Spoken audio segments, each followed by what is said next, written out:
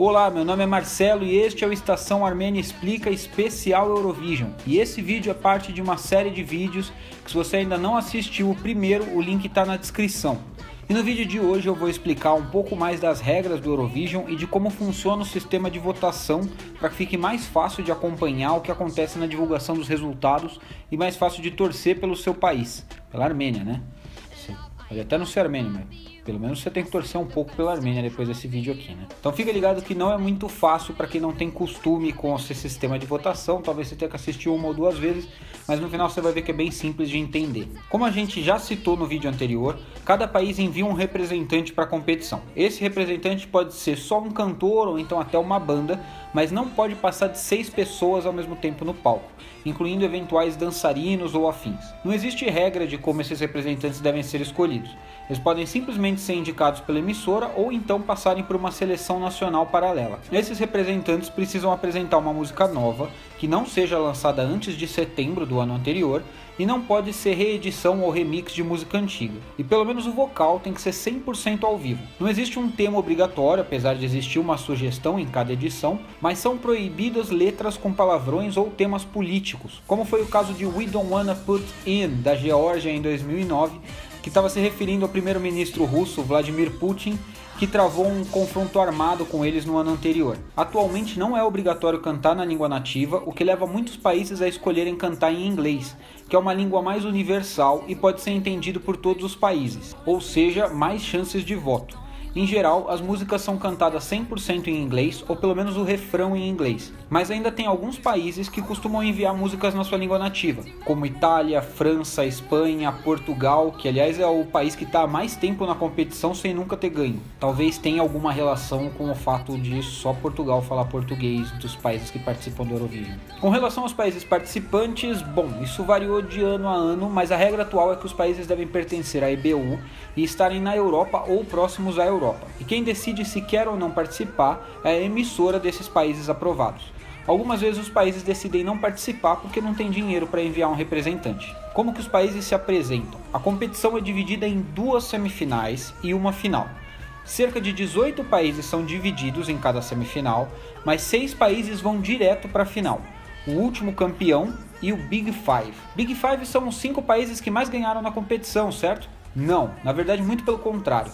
Eles costumam ficar bem no meio da tabela, bem longe dos destaques. Então por que eles vão direto para a final? Dinheiro.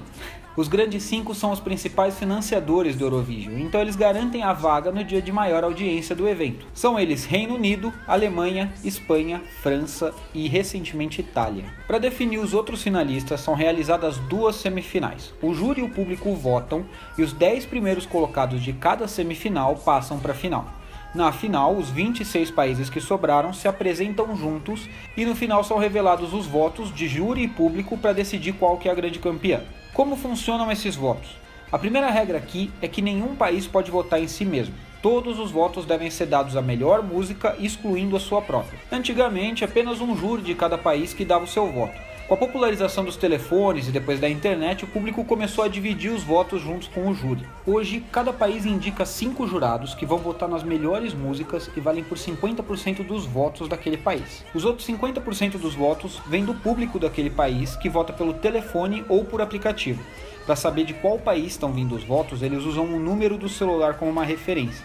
Ou seja, se você usa o número de celular da Armênia, seus votos são computados como se fossem do público da Armênia e o único país que você não pode votar é a Armênia. Como são apresentados os votos e como funciona a pontuação? Vamos lá que vai complicar mais um pouquinho. Então a gente tem os votos separados por países, todos os votos que foram dados pela Armênia, todos os votos que foram dados pela Alemanha, pela Itália, etc. E os 10 mais votados por cada um desses países ganham pontuações como se fosse mais ou menos na Fórmula 1.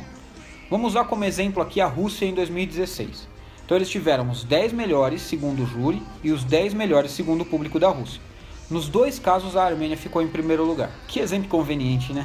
Então o primeiro lugar do júri e o primeiro lugar do público leva 12 pontos, o segundo lugar leva 10 pontos e a partir do terceiro são 8 pontos decrescentes. Isso é repetido país por país e o país com mais pontos no final é o vencedor. Por que dessa forma e não simplesmente pegar o total de votos de cada país e somar?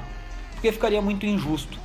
Alguns países, como a Rússia, têm uma população gigantesca e os países amigos desses seriam sempre os campeões. Bem que daí a Armênia estaria sempre sendo campeã, até que não é mau negócio. Como são apresentados esses pontos? Essa é a parte de maior tensão em todo o Eurovision. Desde 2016, os pontos do júri e os pontos do público são apresentados separadamente. Para apresentar os votos dos júris, os apresentadores chamam um link ao vivo, país a país, dos 42 participantes e pede para que eles revelem para quem vão os 12 pontos, 10 pontos, 8 pontos de cada um deles. Depois que os votos dos júris de todos os países são computados, os apresentadores revelam os pontos totais que o público deu para cada país. Como exemplo, de novo, a Rússia recebeu um total de 361 pontos do público dos outros 41 países, naquele mesmo sistema que a gente falou dos 12 pontos e assim em diante. Nesse novo formato fica bem evidente a discrepância entre público e júri, e como nem sempre o melhor em um deles ganha. A Ucrânia ficou em segundo lugar no voto do júri e em segundo lugar no voto do público em 2016.